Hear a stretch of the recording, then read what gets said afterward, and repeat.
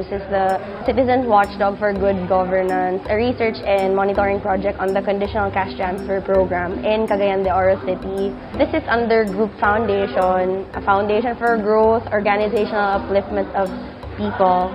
One of its main objectives is to know and understand the benefit gap of the CCT program because it's so different when you go to the grassroots, when you see the real situation and when you see people in the community.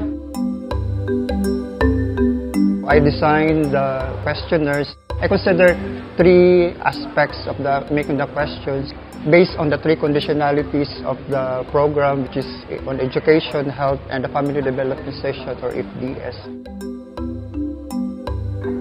Our participation as partner of this WD is to monitor the compliance of our school children beneficiaries, which is to monitor their attendance if they have reached the 85% attendance every month, and also their deworming as a requirement of the program. Before the project, of course, the parents are hesitant to pay some of the basic needs of our children, like their projects. But right now, since they are already beneficiaries, they were able now to buy the basic needs of the children. PORPIS has increased our enrollment, decreased our dropout rate, increased the attendance rate of our children. They have also performed better in their studies.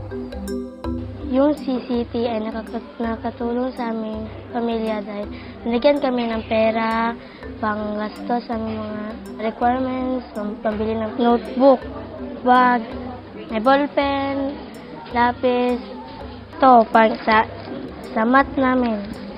Ito, sa mga project namin ito. I think PORPIS had helped the parents to address the basic needs of our school children in terms of education and also the health status of our children.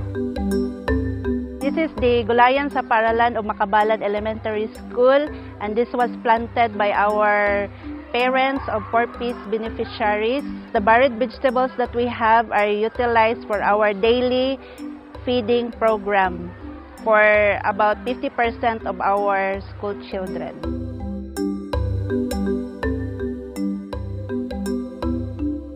Ako po si Charlotte Item. Ako ang nurse in charge dito sa Makabalan Health Center that we have about 333 PORPIS beneficiaries.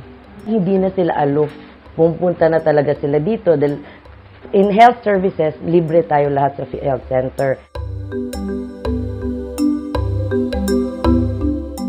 Trabaho lang sa asawa ko, isa lang mananagat. Tapos ang dagat, usahay wala, usahay naa. Pag mahatag na ang kwarta sa amo, schedule na lugar na na-release, dako gig nakatabang sa mo kay pambayad sa eskwelahan, pagkaon na mo, or unsa pa nga problema nga nasa among panimalay nga gamitonon. Mas labi ning among FDS, daghan mi nay bawaan. Sa amo nga magtiayon unsay pagplano sa pamilya, nagisulod pud sa among livelihood. Kani pong mga skill training. Ako nakoy ng mga skill training. Kay ako nag-eskwela gikog als skill training nako kaning culinary, sewing ug kaning handicraft. Muna among nga kuan nya kaning basta kay daghan among nahibaw-an ning among FDS. Kung kapuliki siguro pud ko kung parehas ingana nga wala nang cash grant sa Pantawid, isa na nga nakapa-eskwela ko og college. Hinaut unta nga kung kinsa man ang president aning Pilipinas nga mahawa na si President Pinoy nga ipadayon ang programa sa Pantawid Pamilyang Pilipino kay daghan kayo matabangan nga mga kabos ug mga pobre pa nga sama kanako. Yung mga parents before, they don't give so much value on education because yun yung background nila. Hindi rin sila nakatapos ng pag-aaral. So, they don't give much importance. So, parang okay lang rin na hindi matapos yung kanilang mga anak.